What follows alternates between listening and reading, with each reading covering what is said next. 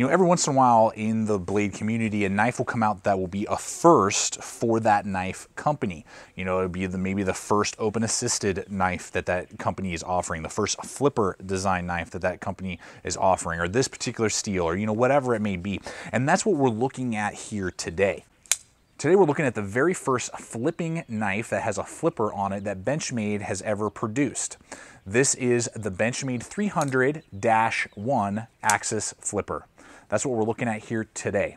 And we're going to take an in-depth look into this knife and really see if not only the flipping action is something cool, because I know for a lot of you out there, you know, flippers may be really something you really like. When I first got into pocket knives and really started to pay attention to them, you know, flippers were like at the top of my list, and then over time I began to gravitate almost more to thumb studs and flippers. I'm not against flippers at all, I just kind of almost prefer thumb studs at this point. But there was a time where if it didn't have a flipper, I almost didn't want the knife, and that has changed over time. But that's what this knife has to offer. It was now I believe Benchmade has one or two other designs that do offer flippers, but when this came out a few years ago, this was the only flipper that Benchmade had ever produced. So we're going to look at that today. You know, there are some concerns that we're going to talk about in the design as well as the price point of the knife, whether or not it's a good value, whether or not it's a good feeling knife, good performing knife. So we're going to talk through all that, pros and cons, and hopefully you're going to be able to see whether or not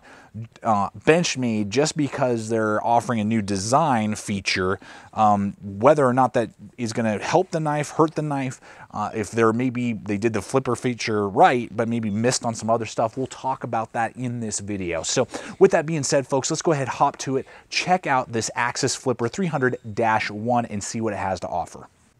Blade shape. Now this has a very unique blade shape for Benchmade. It kind of stands out a little bit from the crowd. It's because it has that clip point, which a lot of Benchmades do have, but it's got a really large amount of belly, which is great. And a lot of you outdoorsmen may sit there and go, man, I really am liking the access to the amount of belly that I get. Now, when we're talking about the materials as well as just the overall specs on this blade, we're looking at a 154 cm steel blade. That's a good steel, holds a good edge. Benchmade's been using it for years. They know what they're doing with the 154 cm. So I don't have any issues really with that. It's good stainless steel. It's not going to pick up rust on you. It's not the easiest to get a really fine edge on. You do have to take a little bit of work compared to some other steels out there, even that Benchmade uses, but it is going to hold a decent edge as well. Now, from the handle scales to the tip, it's going to be 3.2 inches, and then the actual cutting edge is 3 inches even. It is a saber grind, again, with that clip. Really like that clip. Good precise tip there, but not, you know, brittle or something that's going to snap and break on you. And then the thickness on the spine up here is going to be 0.12, so that's 1/8 of an inch thick. And then it's kind of a wide blade too, compared to a lot of EDC knives out there. From edge to spine, we're looking at a length of 1 inch, 0.1. So 1 inch, 0.1 is going to be the overall height of the blade. So now, with that being said, how does this really perform in either EDC tasks and even some outdoors tasks?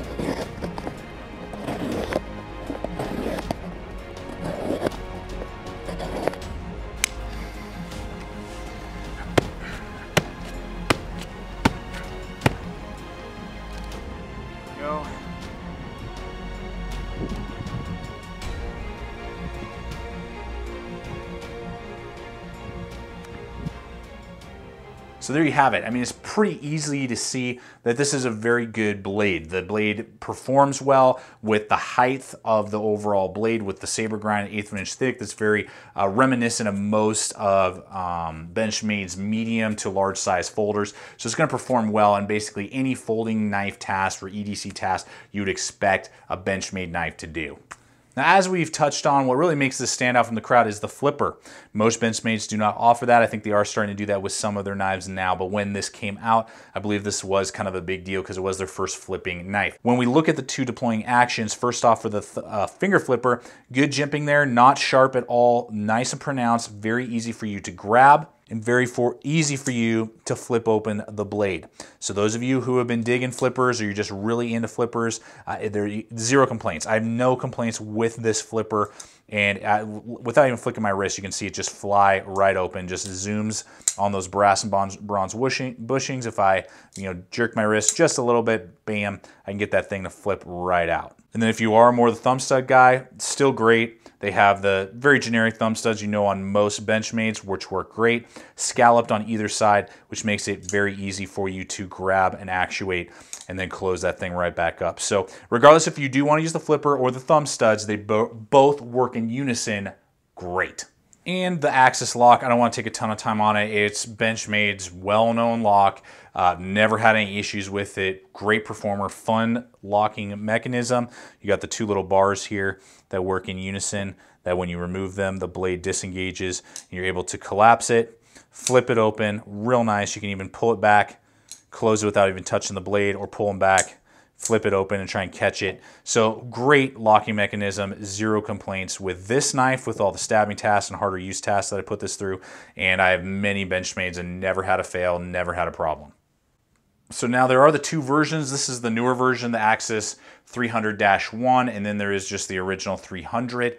That one is the tan version. This one is the blue and black version. They both are going to give you very similar handle, traction, feel, G10, all that type of stuff. So with this version that we're looking at here, this is where the problems really start for me. The handle is just freaking awkward, and it does not feel fun to carry in the pocket. It takes up a lot of pudgy. It just feels really pudgy and takes a considerable amount of real estate for what you're getting. The weight that we're going to talk about, as well as the etching in where your fingers go, just all that combined just doesn't, for me, make it a really fun pocket knife to actually hold in my hand. So let's go ahead and hit the basic specs. We got G10 handle scales with liners. They've milled out the liners, but it is going to weigh 4.6 ounces. That's rather heavy for basically a 3-inch cutting edge. Just to give you an example here, I know this is not necessarily the most premium in the sense of some of this materials, but that's a 2-ounce knife for about the same real estate in my pocket in the sense of dimensions. It's going to be way thinner. It's a Smoky mini Aegis and going to give me the exact same cutting edge. Now, it won't have the premium steel, it doesn't have the axis lock, but just to give you an idea, that, I mean, for the same blade length, it's more than half, I mean, it's more than double the weight. So that right out of the gate, then 4.2 inches from front to back, and then it has a maximum thickness with those pillars in there to help cut down on weight as well, but a maximum thickness of 0.6, so rather thick as well. So it's kind of on the medium size of real estate, thick and heavy. And then as we go with my large size hands, as you guys know, and I go to grab the knife, the finger flipper works really well, gives me a really deep guard there. I really like that aspect. I got a good thumb ramp there with just a little bit of jimping that's not aggressive, so I'm really locked in. But these finger grooves just don't really match up very well. This hump is digging right into my pinky, and I barely have enough real estate with my large size hands, as you can see, and in a reverse grip as well. It just isn't quite there for me. Creates a lot of hot spots, a lot of uncomfortability. If I start to bear down on the knife, it just doesn't feel comfortable and doesn't feel like something I want to hold for an extended period of time and use for an extended period of time. So that is a big issue for me. And to be honest, just kind of ruins the overall likability and desirability of wanting to own and wanting to use this knife. So for me, guys, if you're seeing what I'm seeing here and you're thinking, man, that might be an uncomfortable handle, it is. I just don't dig it. It just does not connect with me on a lot of different levels and really ruins the capabilities that the blade could have. And now to the pocket clip. This pocket clip also creates some problems for me. Now, right out of the gate, I really like the access to the tip up only deep ride carry. It's almost flush with the back of the handle. That's great. Really rides deep in the pocket. That is maybe one of the saving graces of how big and kind of bulky it is, in the sense at least it's a deep ride. And Benchmade, I really hope that you make deep ride pocket clips on basically all of your pocket knives. This one in particular is like the worst, the Arrow, or some of you may call it something else. that I won't say on camera. The arrow pocket clip is horrible, so at least it wasn't that one. But the problem comes into the fact, and it is ambidextrous, so this is a totally ambidextrous blade for you lefties out there. But I do want to roll in Benchmade's other deep red pocket clip that they offer on a lot of their knives, and honestly, Benchmade, you should offer this on basically all of your folders. Just forget doing all the other crazy pocket knives. Just stick with this one that I have adapted to a 530. This is a deep red as well, but you can see it's much less protruding.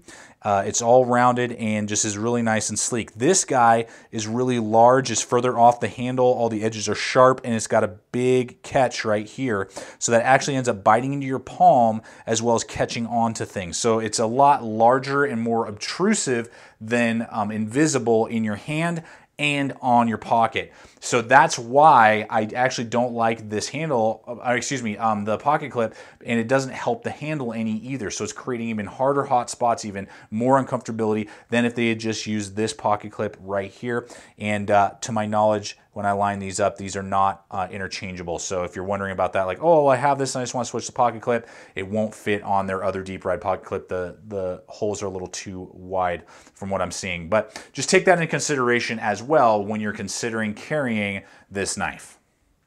This is always one of the best parts, and one of my favorite things to do here at the channel is once we've kind of talked about the product that we're watching and discussing, let's talk about really in the world of other cutlery or backpacks or whatever we're doing that day, firearms, how does it really compare? And that's what I want to do in this portion right here. Because when we talk about price point in particular, you're looking at about 150 bucks for the Axis Flipper 300-1. That's a lot of money because you can get a lot of other, not only Benchmades, but I got one other knife to show you for either the same price or way less money with, I think, a lot more to offer you. Just to give you some examples here, this is a full-size Griptilian. Now, this is a limited edition, but it has a very similar handle, kind of grooves and etching and all that. Much more ergonomic handle, going to weigh about the same, going to give me about 3/4 of an inch, a third of an inch longer blade, and is going to be a much better performer, less of an annoying pocket clip, and just going to give me a lot more real estate to work with in a much more comfortable package for this Griptilian. Now Benchmade is selling their new upgraded full-size Griptilians. This is a mini one here that, you know, now they have the, what steel? The CPM 20CV, that's right. That's a fantastic steel. I've used it on a couple of blades now. Great steel, awesome liners, G10 handles, deep ride pocket clip that's not obnoxious. This mini guy here is going for the same price, $153 versus the $150 on this blade with the 154 CM. There's really no competition in performance of blade steels, so that's something to consider as well. So there's just a lot in Benchmade's repertoire that is either the same price or cheaper. They are getting better materials and better ergonomics, in my opinion. And then if you're like, well, I really like flippers, and that's what I was wanting and really wanting to see. Well, I mean, here's a perfect example of a great flipper that's going to give you not only better steel, better ergonomics, all of it. I mean, this is a Kershaw Camber. This is a great knife, going to run you about $70, made here in the USA. Deep red pocket clip, weighs an ounce less than the flipper. Still comes with a flipper though, so that's going to be great, speed safe. S30V steel, much better steel than the 154 CM that's on the blade, and just all that stuff that goes in together for, I mean, save yourself, I don't know, 80 bucks and buy this guy if you're really into flippers and you like that kind of, you know, premium feel. That's a great knife to offer and great knife to think about. So that's where all of these things coming together, the pocket clip, the handle, the price point, the materials, just don't add up not only to just a good knife, but also not a good value. Well, folks, let's go ahead and bring this video to a close on this knife.